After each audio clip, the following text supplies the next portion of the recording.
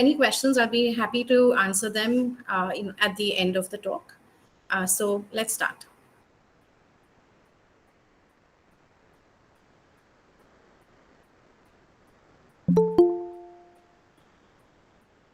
So basically, we all know that for some of us who have lived through the 80s, this is a scenario of the vulture population in India.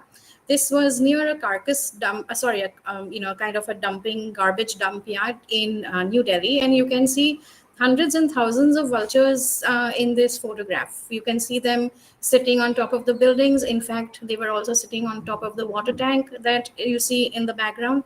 However, today's scenario, we don't see very many vultures. So exactly what happened?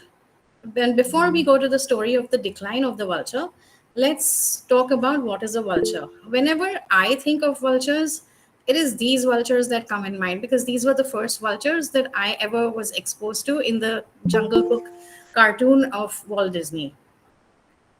However, let's look at what these birds actually are. And these are large bodied raptors. Okay, they can weigh, depending on different species, they can weigh between 3 to 14 kilograms and can range from like 3 feet in height. These are long lived. We don't really know an exact number of years that they live up to. However, we do consider an estimate of 40 years, but they might live even up to 60 years. They are very slow breeders. They lay only one egg in a year. Also, they take around 5 to 6 years to reach sexual maturity.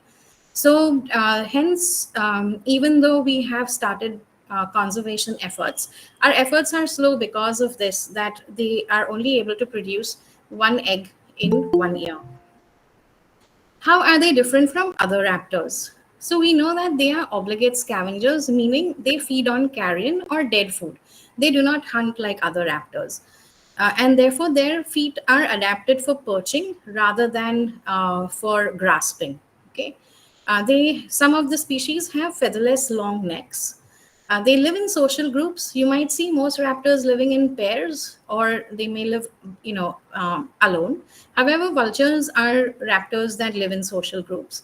And because, there is no guarantee that food will be available on a day-to-day basis, they can eat up to 30% of their body weight in one feeding. Now, what does that mean? So let's take an average of, an average human being weighing around 60 kilos. That means in one sitting, this person can eat 12 kilos of biryani. Can you imagine that? So the vultures have this capacity to eat a large amount of food, up to 30% of their body weight, because they don't know tomorrow whether they will find food or not.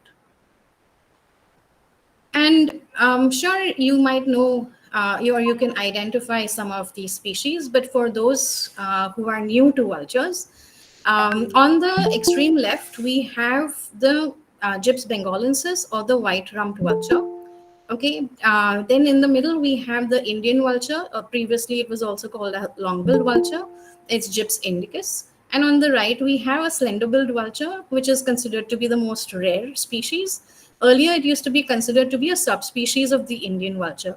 The slender-billed vulture is found in northeastern parts of India.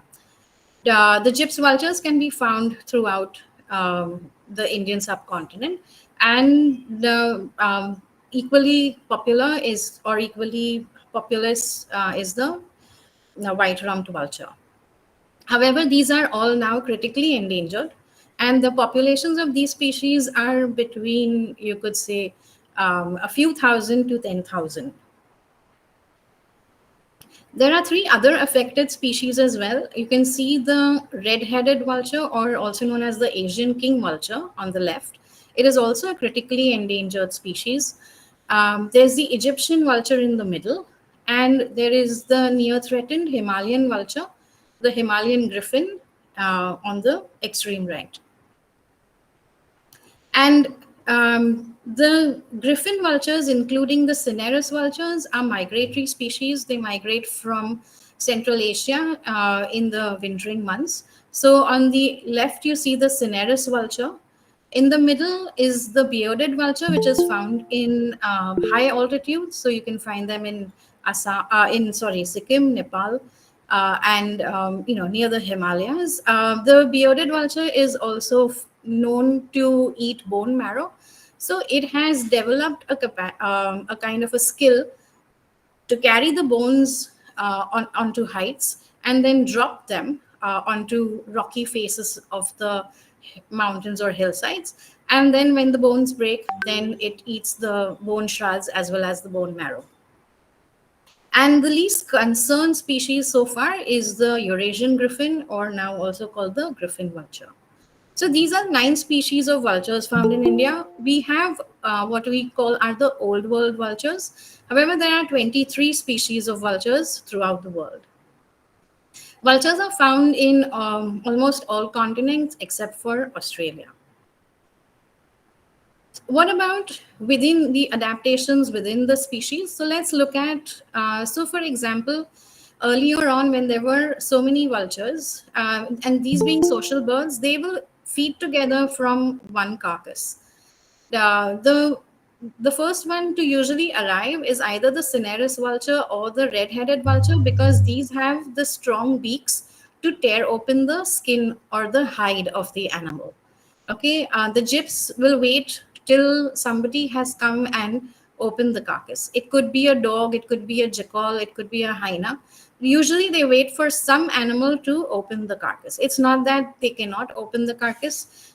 Their beaks are slightly less powerful, but however, through the natural orifices of the body, they can also get into the meat and the tissues of the carcass. However, they would wait patiently till somebody came and opened it for them. So you can also see the different adaptations in the sense that you see the king vulture doesn't have as long a neck as the other vultures in the picture. And that is because the gyp species prefer to eat soft tissues, and therefore they have these long featherless neck, so that they can delve or dive into the carcass and get to the kidney, get to the liver, get to the other soft tissues of the body. And this is the featherless area helps to prevent it from getting dirty and messy, and helps it to kind of keep it more clean. So that's the gyp species. I already told you about the bearded or the lammergeier, which likes to feed on bones. And on the extreme left, you will see small vultures. Two of them are white with, you can see the yellow heads. And just behind them is a brown vulture with a yellow head. These are all Egyptian vultures. The brown one is a juvenile, and the plumage changes to white in adulthood. Now, these vultures are also very efficient in keeping the surroundings clean. They eat whatever is left behind by these other vultures. So they generally tend to get to eat on the tendons and the cartilages. They also are known to eat the feces. So they would be cleaning up this area. And hence you can see that the vultures are truly efficient cleaners of the environment. Sitting on top of the food chain as apex scavengers, they really help to keep the environment clean. So, as we've seen the crash in numbers took place around the year 2000s, or you can say the late 1990s. That's when Dr. Vibhu Prakash from Bombay Natural History Society, when he was conducting some studies in Rajasthan in Kevladev National Park, he observed that the number of vultures that he used to see has gone down. And it was his observation that brought about this whole research into finding out what was causing the vulture deaths and what was happening with the vulture population. Because from, you could say, hundreds of thousands, they were left behind with a few thousand. An estimate of 75,500 was found in 2003. So, what exactly was happening? We were seeing dead birds. We were also seeing birds that were on the trees, but they were unable to perch. Sometimes they would fall down from the trees. They were also too weak to hold their neck up. And so we were seeing vultures with their neck down, and it was called as the drooping neck syndrome. So these vulture carcasses were collected and taken for further research.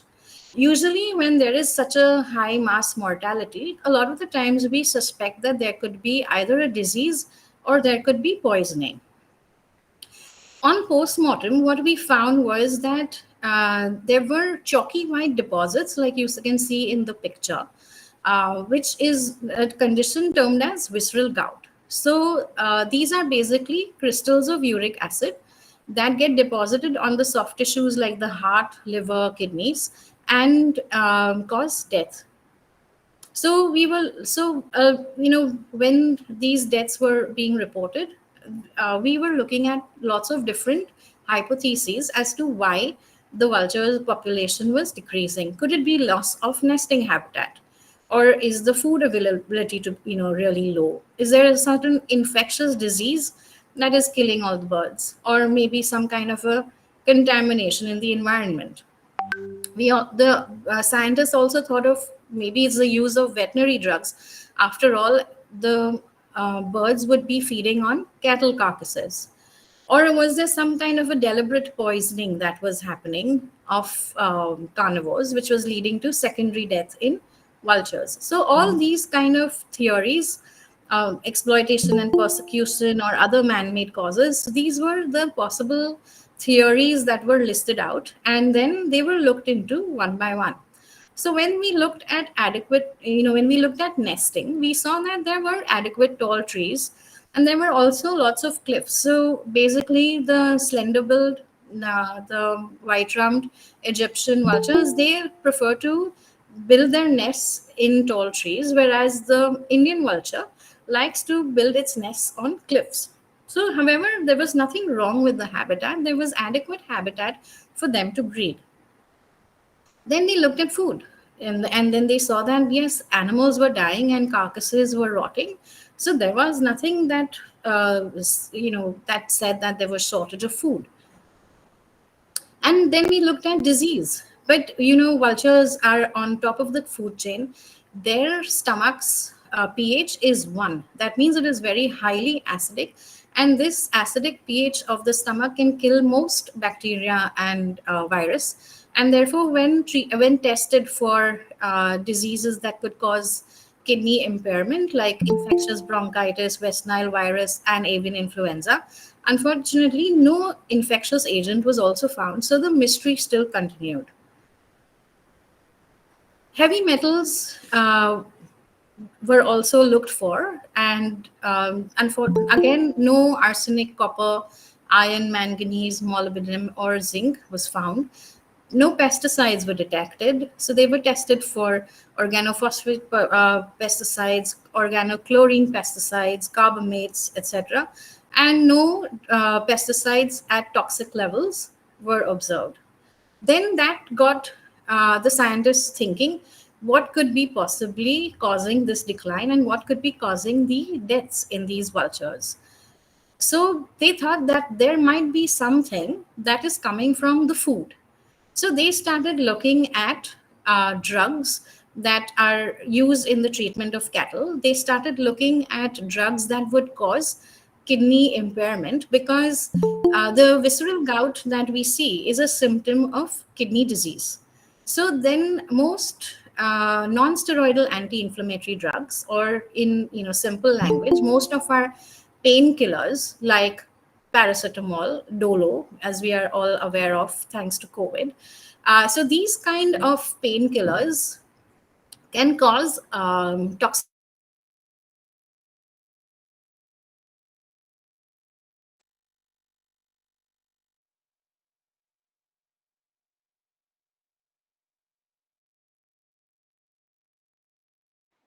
So Ma'am, you are not audible. Ma'am, you're on mute, ma'am. Yes, ma'am.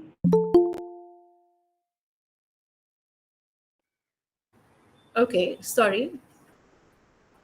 Can you hear me now? Yes, ma'am. So sorry. Since when did I like? क्या है इतना घंटा इतना Ma'am, only for 10 to 15 seconds. Oh, अरे okay, okay. Ma'am, So you I'm not can sure how that happened, but okay. from the paracetamol part. Okay, fine. So basically, we know that you've heard of paracetamol. We all have heard of Dolo and Crocin. So that's paracetamol, and those are the kind of painkillers. So most painkillers sometimes can cause impairment to kidneys, and therefore these kind of non-steroidal anti-inflammatory drugs were suspected. What they did was they tried to find out if there was any new um, there was any new NSAID, that is, there was any new painkiller.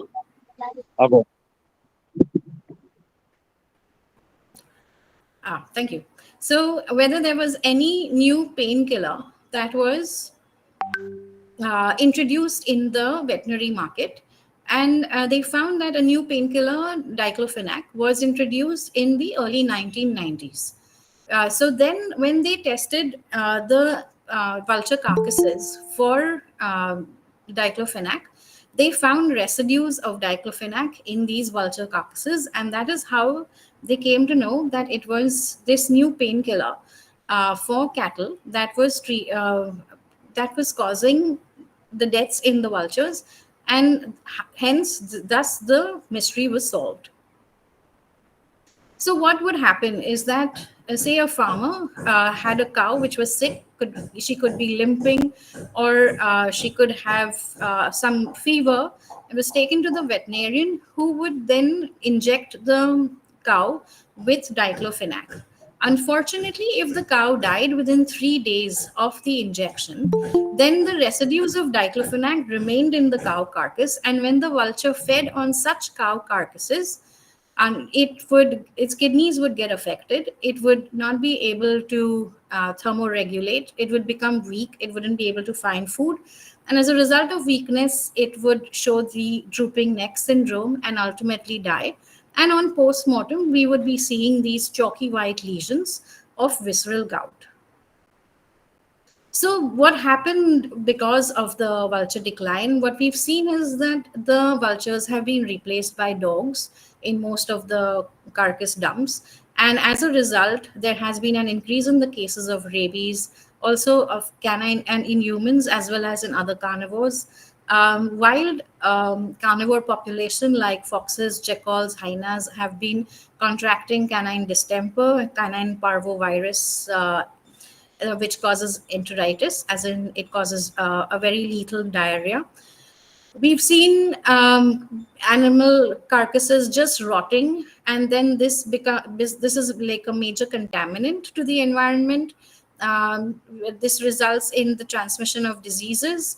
So the vultures, which were effectively controlling the bacteria and the viruses in these putrefying carcasses, because of their absence in the environment, the transmission of these diseases can happen at a much faster rate. And we are also seeing that there's an increased cost now to keep the environment clean. Farmers have been asked to bury their carcasses, or they can incinerate them, but they cannot leave them out in the open. And an entire industry of skinners that used to depend on the carcasses. They would skin the carcasses and use the skins in the leather industry. They are no longer having jobs because nobody leaves the carcasses out, and all the carcasses are buried. Hence, these are the consequences of the vulture decline. And you can see that the decrease in the vulture population has affected everyone, from wild carnivores to humans. And we actually have no idea what what its impact is on other species, because those are not well studied. So once it was found out that this was because of diclofenac, and the vulture population was almost wiped out, an immediate ban on veterinary diclofenac was brought about by the Indian government. They looked out for an identification of a vulture. A safe alternative was also looked into, and meloxicam, which was a chemical compound which was tested, and it was found to be safe for vultures, was then advertised to be used instead of veterinary diclofenac. Conservation breeding programs were also established. An action plan for the vulture conservation of India was brought about by the Ministry of Environment and Forests. And therefore, a lot of awareness was then taken for public, for veterinarians to stop using diclofenac in the treatment of vultures because it was toxic, and to use vulture safe alternatives instead. Captive breeding facilities were started, and captive breeding of vultures began in the year 2006. Pinjore was the first vulture conservation breeding center to successfully breed the white-rumped vulture. However, unfortunately, through research, we found that it is not just diclofenac that is toxic to vultures. It's also ketoprofen, aceclofenac, nimesulide, flunixin, and only so far meloxicam, tolfenamic acid, and paracetamol are the drugs that have been found to be safe for vultures. So, vulture population, even though diclofenac had been banned, vulture population still had not improved. It had at the most stabilized. And that's because the other painkillers that were being used were also found to be vulture toxic. So in 2023, ketoprofen, aceclofenac have also been banned, as with diclofenac. So coming to, how do you say, I'm coming to almost the end of our talk. This is a question that I leave for you. As in the future, what will you choose? Would you prefer a world with vultures, or would you prefer a world without one? And hence, how can you help? So there are a few ways that you can help. One is to spread the word. The second is to donate to the cause. Third is by citizen science, you can help us monitor vulture populations. The WWF comes out with a vulture census every year, which you can like log in on eBird and let them know of any vultures that you have reported. And you can also help report any sick vulture that you come across. I would like to now end my talk and presentation and be here for you to answer any questions that you might have.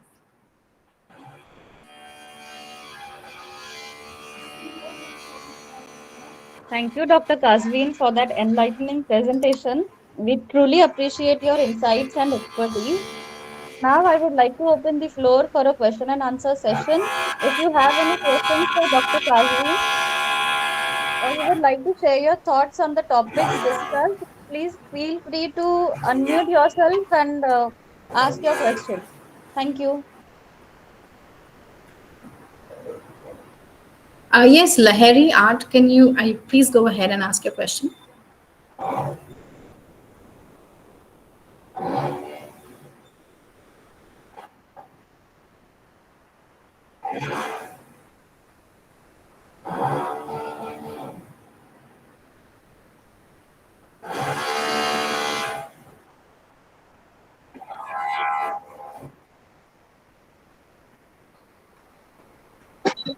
नमस्ते जी नमस्ते, बताइए। हाँ, मैं गुजरात से बोल रहा हूँ, Amreli district राजूला से। हाँ जी। यहाँ पे हमारे बहुत वल्चर थे, हम 30 साल से काम कर रहे हैं वल्चर के ऊपर। लेकिन दुख की बात यह है कि तोकते साइक्लोन के बाद यहाँ की सब गीत कॉलोनी चली गई। यहाँ 5 कॉलोनी थी, तो इस एरिया के अंदर अगर जटायु वन बने तो फिर से वल्चर आ सकते हैं। जी, हम कोशिश करेंगे कि गुजरात गवर्नमेंट के साथ कोलैबोरेट करके कोई यानी वहाँ पे वल्चर सेफ जोन एस्टैब्लिश करें, और आपकी जो सुझाव है जी वो हम उनको पहुंचाएंगे। यहाँ पे हमारे एरिया के अंदर लायन बहुत है, तो वल्चर तो आते हैं लेकिन माइग्रेट हो गए, यहाँ से धारी, भावनगर, महुआ चले गए। गीत तो रोज दिखते हमको। लायन 200 है, तो लायन के हिसाब से वल्चर को अच्छा खाना मिल जाता है मैडम। लेकिन 5 कॉलोनी थी, जापोदर, खाकबाई, नागेश्वरी और ऊंचैया, तो तोकते मौजूदा में चली गई, तो जटायु वन यहाँ बने तो वापस हमारा वल्चर आ सकते हैं मैम। जी जी जरूर। तो वहां पे यानी पेड़ भी गिर गए या सिर्फ उनके जो घोंसले थे वो खत्म हो गए? हाँ, सब सब, क्योंकि तोकतेबाज और 200 के ऊपर की स्पीड थी, तो सब बड़े बड़े झाड़ थे वो गिर गए थे मैम। अच्छा। तो यहाँ सब कॉलोनी नाश हो गई है। वल्चर रोज दिखते हमको, रोज दिखते हैं लायन के हिसाब से, लेकिन हमारी कॉलोनी चली गई ma'am. Okay. Nandakishore, I hope you just can you please note down and then we can take this up. Uh, thank you. Ji, thank you.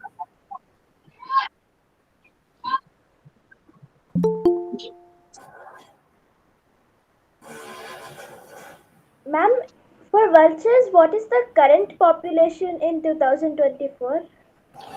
So, unfortunately, there has not been a nationwide census in all the country and all the states of India.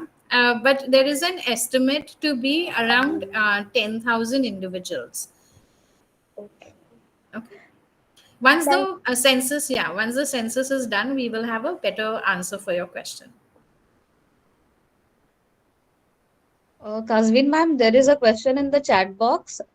I'll read it for you from Ankit Arya. Could you please explain how does a vulture conservation center work? Okay, sure. So in 2004, basically, in order to keep so basically what had happened was because vultures were dying, and in 2002 we were not yet sure of what is the reason of the vultures dying.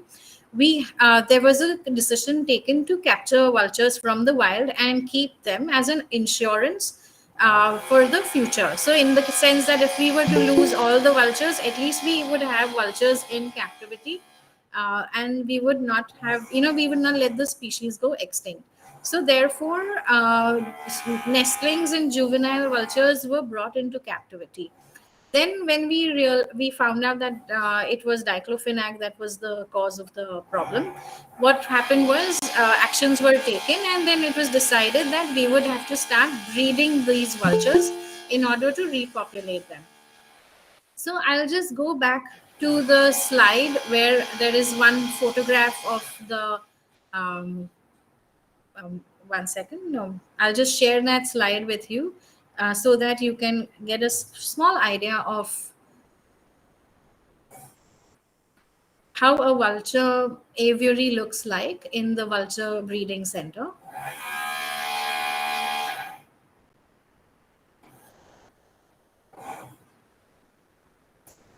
So if you can see the middle photograph, it is inside aviary. Okay, so it is a huge aviary that is measuring around 100 feet long, 40 feet wide, and 20 feet high, in which we keep a group of vultures, like 20 to 30 vultures are kept. And this is what we call a colony aviary. Then, as you can see, they have perches to sit on. They also have these kind of ledges, what we call. So these are little small constructions where on which they can build their nests. So during breeding season, which starts from October and it goes up till March, these vultures form pairs and they breed. They will lay an egg, they will incubate the egg, and they will the egg will hatch, and the chick, as you can see in the picture on the right, is like it hatches and then they feed. So what we do is we provide food to the vultures, we provide nesting material, and in this way we are increasing their population in the vulture conservation breeding centers. So we have around 6 7 colony aviaries, then we have some nursery aviaries. We also have an incubation room, a hatcher room, where we can artificially incubate the eggs so that we can increase the number of chicks that we get every year. And we also have a hospital aviary. We have a full-fledged staff of vulture keepers and managers who take care of these vultures. So we have such eight vulture conservation breeding centers in India. 3 of them are now managed by Bombay Natural History Society, and the others are part of either zoos or the forest department. If there's any other specific question that you have regarding the vulture conservation centers, please ask. Good afternoon, ma'am. I'm Prasan from Odisha. Ma'am, last year I Good have afternoon. visited Jorbit. Uh, Yes. uh,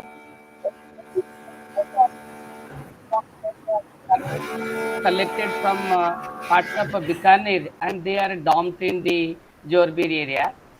So my question is there any monitoring facility whether those cattle are collected, whether they are injected with the diclofenac or not? Is there any monitoring system? I am not sure if there is any monitoring system. We usually will take a liver sample from the carcass and we will test it using a very sophisticated equipment called as liquid chromatography.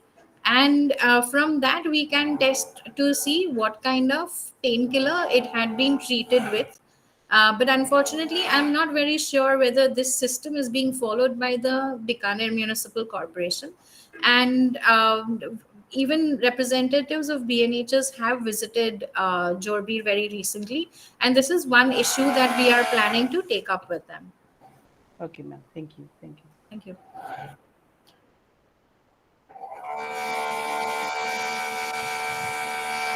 Good morning, Dr. Kazveen. One. It was a very informative lecture that you have just given. Actually, we got to know about all the from the initial to the final phase, how the analysis and the research were done. So, just wanted to ask two questions. The first question is, you say that the vultures wait for the other scavengers to first open the carcass and then they come and eat the internal tissues. So they don't have fight between all the scavengers who will get the large chunk or who will get the most of the any of the carcass that is available, or they are in harmony and they eat, they know when to eat and who comes first, who goes last. So to answer your question, the gyps vultures are the ones who feed on the soft tissues and they are the ones who will usually wait.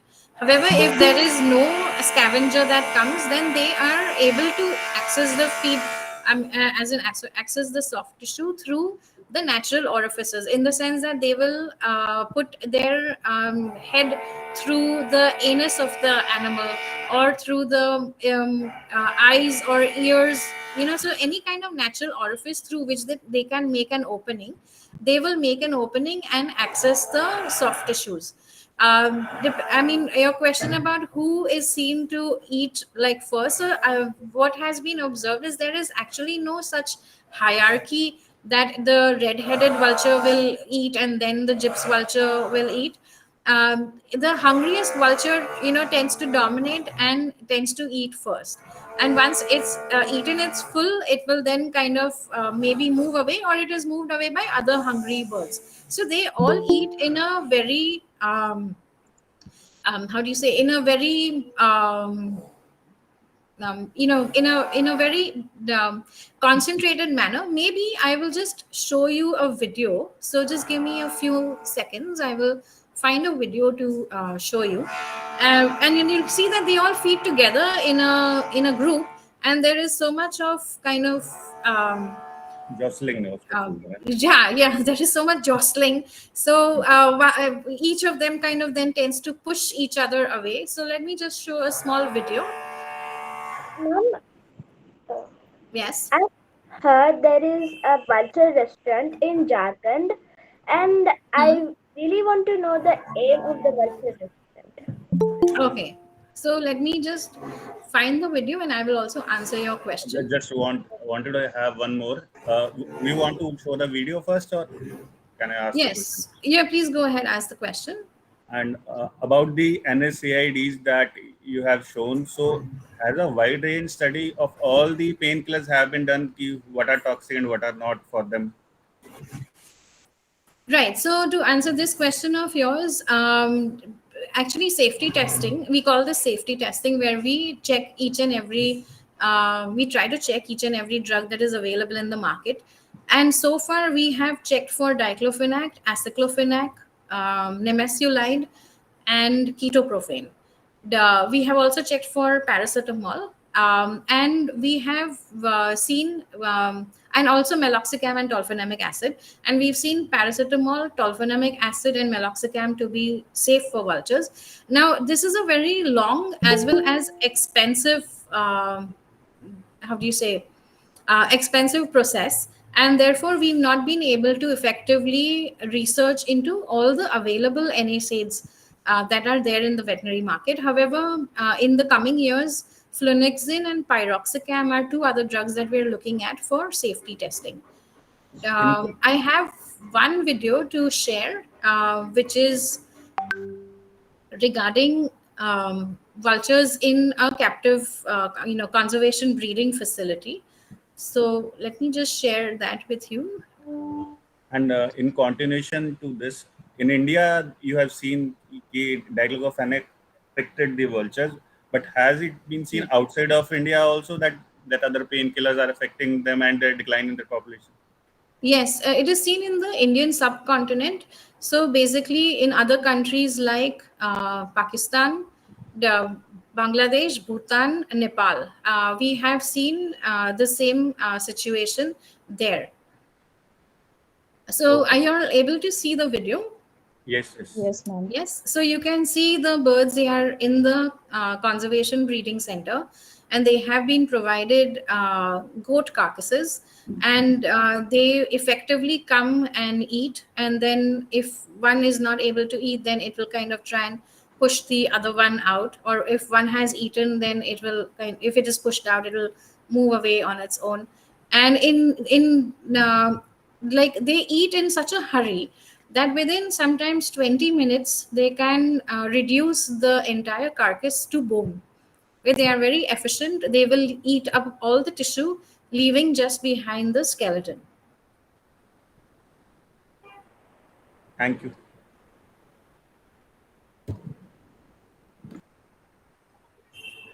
Good afternoon, ma'am. Yes. This is Sujit from Muzaffarpur, Bihar.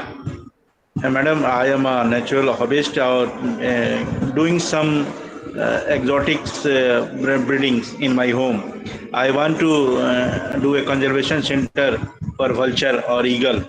How could I start, ma'am? Sir, the most vultures and eagles that are found in India, they are protected by the Wildlife Protection Act. So, therefore, unfortunately, only the government it has the authority. You would have to go at to the forest department, take permission, because these are all vultures are critically endangered and therefore protected by the Wildlife Protection Act, and they are owned by the government per se. So, in your area, if there is a vulture breeding center, maybe you could volunteer there. I'm not sure whether they would give you permission as a private entity to start a vulture breeding center. You could, however, try through an NGO and speak to your respective forest department and see if they are open to the idea of starting a vulture conservation breeding center. Okay, thank you, ma'am.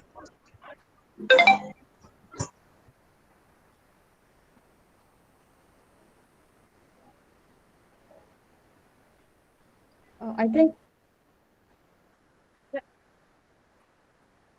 Good Hello, morning, ma'am. ma'am. Am I audible? Good morning. Yes. Hello. I am from Gujarat. I want to know that how the captive bred vultures are released into the wild and how they react to their new homes, and what are the problems you face while releasing them into the wild. Okay. So the first release in India was conducted in 2020 by releasing 8 white rumped vultures in Pinjore in Haryana.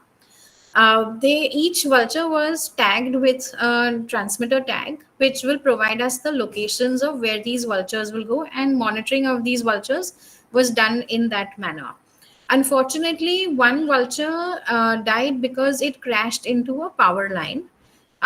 Two vultures were not able to find food, and they ended up in a very exhausted condition in Himachal Pradesh. And unfortunately, because they were not recaptured back in time, we lost those two as well. And so one of the challenges that we are seeing is, of course, that because these are captive bred birds, it takes them time to learn how to find their own food. However, from the other five vultures, they tended to stay around the release site, which is very close to our vulture conservation breeding center. So the staff would also leave out food for them, and they were seen to then sometimes come to the food and eat, or otherwise they were able to forage with other wild white-rumped vultures which were also there in the area. So they joined this flock of wild white-rumped vultures, and with them were able to find food, and they also managed to breed. So they found pairs from the wild birds, and they nested, and successfully two birds we have seen so far who have nested and raised chicks successfully. So this is the main challenge. What we are seeing now is the availability of food, because now a lot of people are preferring to bury the carcass instead of leaving out in the open. And so here the question that was asked about a vulture restaurant, and what is the vulture restaurant?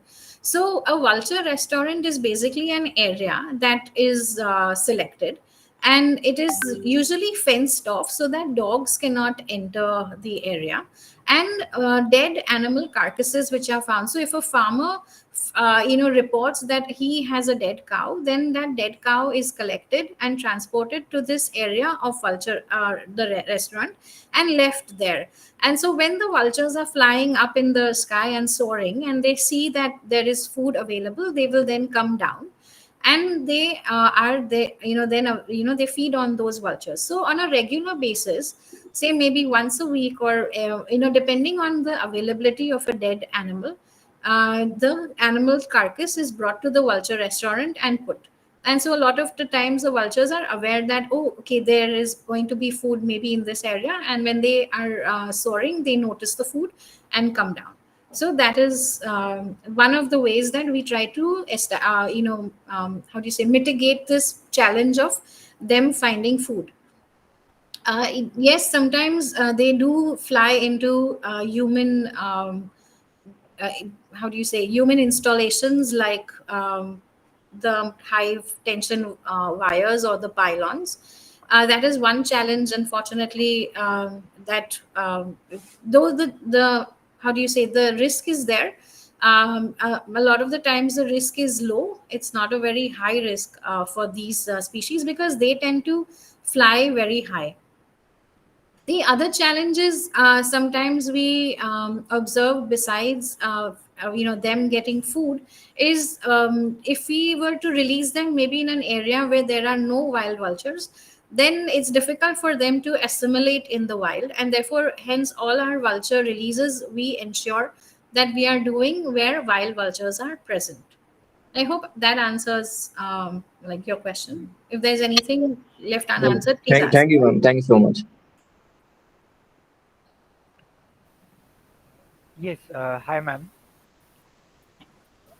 Good morning. Good morning. Yeah, ma'am, my query was just like how cattle carcasses affect vultures if given the toxic painkiller. So, if in case a vulture starts, consuming human carcass, which may have, uh, a painkiller, like the examples you gave, which one used to consume during sickness Right. and illness.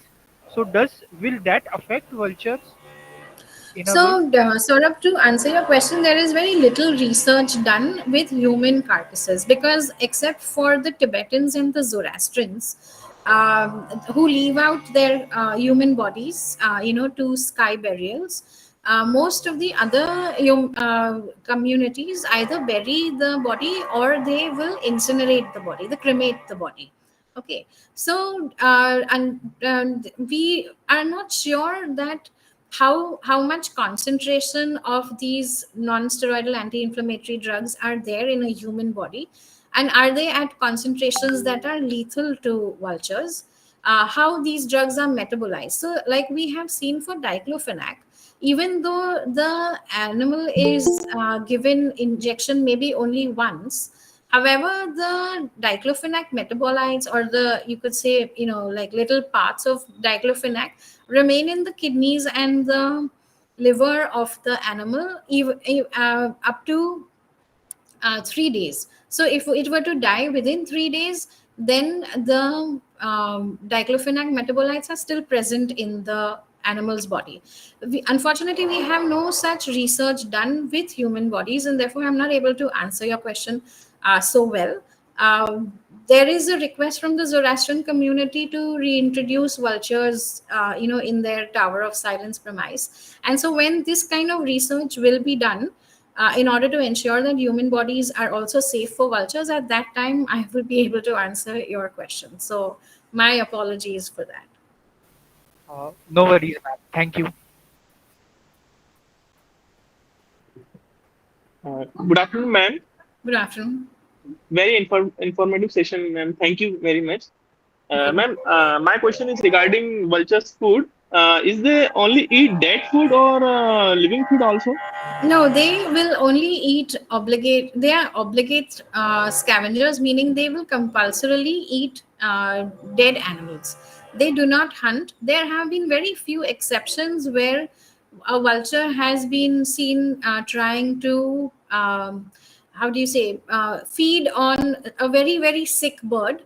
Maybe it thought that the bird was dead and therefore it tried to feed on it. But these gyps vultures that we have in India, all of them are obligate scavengers, meaning they do not have the ability to hunt, and they will eat only on dead animals. Thank you, ma'am.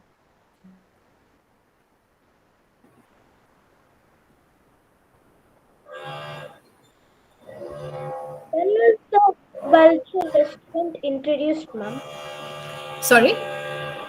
In which year was the vulture restaurant introduced? So the vulture restaurants were introduced when they were seen that the vulture populations were declining, and in order to attract the vultures, so you could say maybe in early 2000s. There is no fixed year, but then this concept was tried on, and so you could, sometime in the early 2000s, these concepts were established. Thank you, ma'am.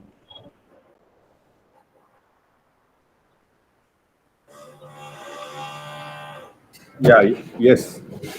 Actually, just to continue from the vulture breeding centers that you have just mentioned, the first one came in Pinjore. So was the factor that a large population of cattle is available in Haryana in deciding the first center there? No, it was actually the willingness of the Haryana Forest Department and their chief wildlife warden, Mr. The late Mr. Jakati, who was actually interested in the cause of vulture conservation, and therefore the first center came up in Haryana.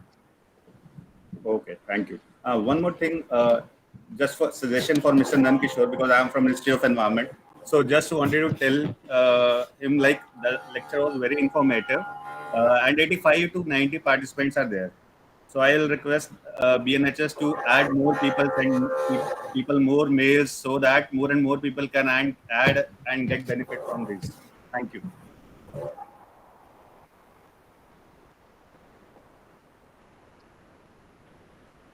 Yeah, today's a holiday, that I agree, but still I will request you to send to school and college people also, not only in Maharashtra, to other places also. That will be much wider reach you'll get. Okay, thank you. Thank you, ma'am. Yeah. Good morning, Kazveen ma'am. Good Thank you so morning. much for a wonderful session. And I'm Piyush Sharma from Jaipur, Rajasthan. I have two questions, ma'am. One is, are we doing any conservative work in Johar Beach? One. And second, what is the best time to go and visit Johar Beach? Thank you. There is the forest department is trying to, how do you say, help the vulture population as well as the wild raptor population there, and they have somebody who goes and monitors the birds. So the conservation work has started in Jorbi. The best time would be in the winter months, because that is when a lot of other migratory species also come. So you will be able to see the griffins, There are some Egyptian vultures which are also nesting there, which are now kind of resident. They are visible throughout the year. However, from say October to March would be a good time to visit, because you will see a large number of migratory vulture populations. Also, you will see steppe eagles which come there to scavenge. So once you have heard that the birds have started coming in, maybe from November to February would be an optimum time to visit Jorbier. Sure, ma'am. Thank you so much.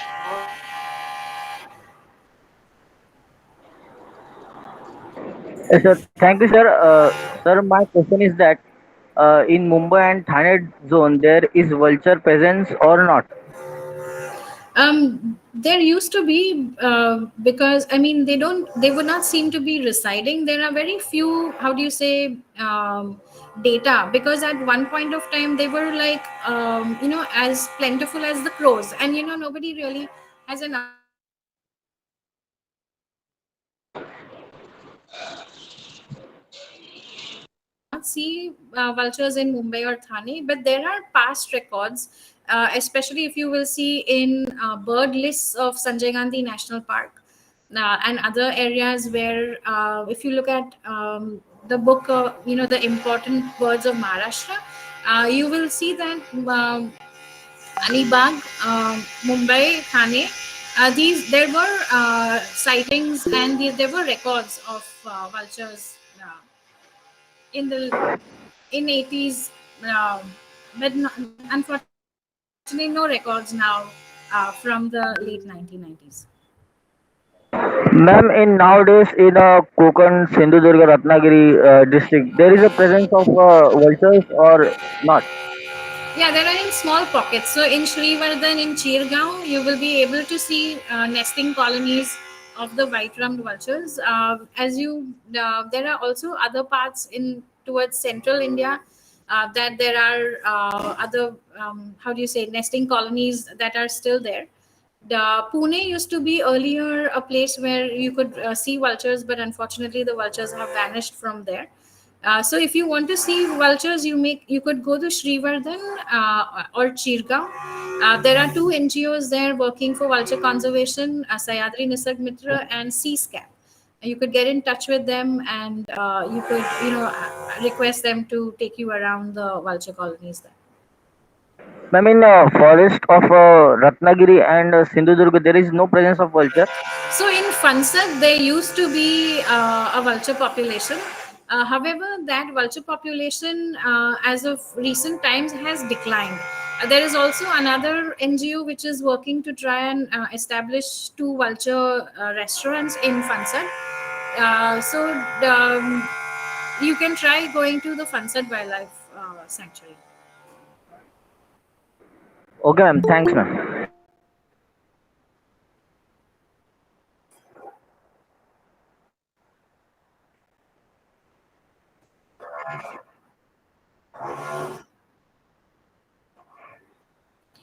The, any kind of so vultures are scavengers. They will feed on any kind of dead matter. So unfortunately now there's no presence of vultures around the city. Secondly, vultures like tall trees. They also, after feeding, like to bathe. So unfortunately cities are, how do you say, full of skyscrapers. They're full of buildings. There is not a natural environment left for these birds, and therefore even though we have garbage dumps and we have animals that are left out in the open, we may not be able to see vultures coming, because other facilities that they require, like tall trees and clean water bodies, are not there.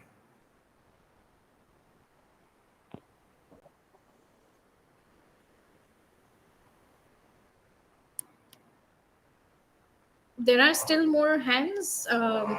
Maybe we can take one last question.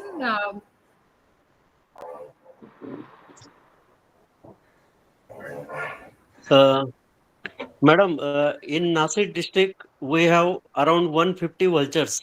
Trambakeshwar Taluka, Anjaneri, Brahmagiri. There is successful 2-3 vulture restaurants, but not maintaining properly. Right, sir. So, what is your question, sir? No, I give information those Right. who Yes. want to see Yeah. vultures. So, So, you're absolutely right. In the cliffs of Anjaneri and Brahmagiri, you can see the Indian vulture nesting there. They also have spotted a few white-rumped vultures there. It is sometimes a little difficult to maintain these vulture restaurants because it takes, of course, financial.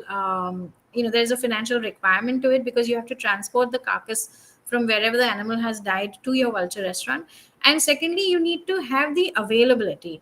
Like an animal has to die in the surroundings with every 10 days or so that the vultures effectively can come to feed on them. Sometimes if the vultures have found food elsewhere and they're not hungry, even though there is a carcass at the vulture restaurant, they may not come. So a lot of commitment is required to continue maintaining these vulture restaurants, and maybe that's why you might see that some vulture restaurants they might have started but then they are shut down.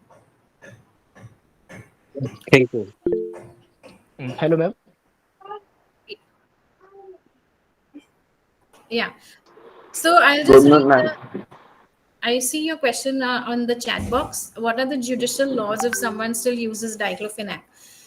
So veterinary diclofenac has been banned from from manufacture, sale, and use, and action is taken by the Food and Drug Administration against chemists who are still selling diclofenac. What is also happening is there's a misuse of human diclofenac preparations. Diclofenac is still not banned for use in humans. So there are sometimes chemists who will provide the human preparation, which is the same chemical composition, just at a lower concentration. And unfortunately, this kind of malpractice it still happens in some of the rural areas in some of the states in India. Unfortunately, there is no such kind of penalization if people are found. But however, for chemists, if you report it to the Food and Drug Administration, they will provide a show cause notice to the chemist, and if found to be verified that they indeed had provided diclofenac for veterinary use, then they can even cancel the chemist's license.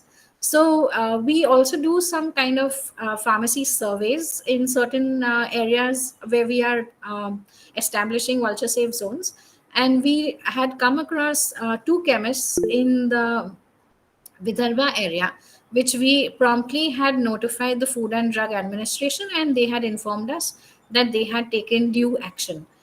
So this is the way we try to ensure that such malpractices are also, not, do not happen. Also, the Food and Drug Administration regularly conducts awareness sessions amongst the chemists and lets them know which are the banned drugs, so that they can be aware and not commit any kind of malpractice. Thank you, ma'am.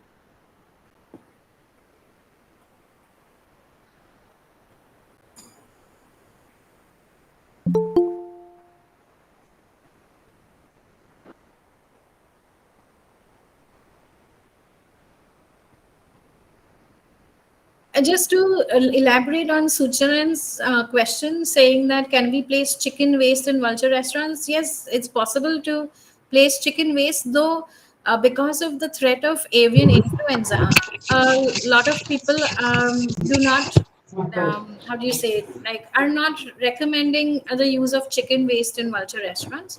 But vultures will feed on any dead and decaying matter. Yes, Mr. Anand. Hi. Ma'am, good morning. Ma'am, I also have to ask you about the the historic data or any something about the distribution of vultures in the southern part of Kerala, because currently the State Forest Department as well as WWF is ongoing with a survey. These days only, they're ongoing with a survey wide distribution of the state vultures in the state. Could you hint us about any data like from prehistoric data of their distribution towards south, especially Trivandrum, Kanyakumari, Tirunelveli, these part of Tamil Nadu and all? like any data like So distribution? if you could kindly drop me an email, my email address is k.umrigar@bnhs.org, and I'll try and find you the relevant publications and send them across to you. Thank you so much, ma'am. Thank you. Yes,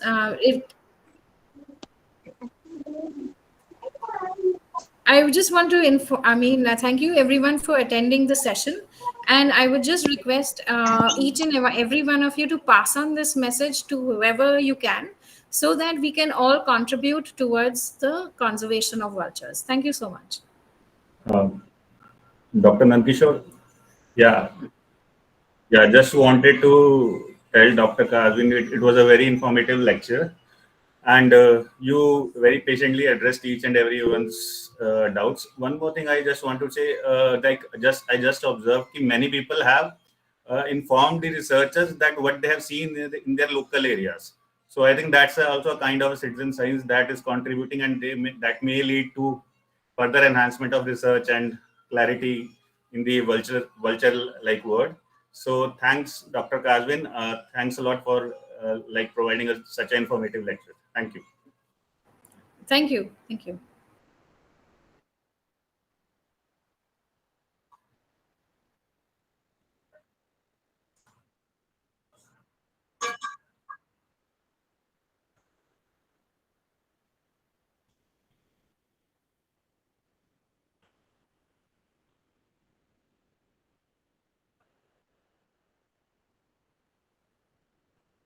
And also this presentation can also be shared for information of all. Yeah.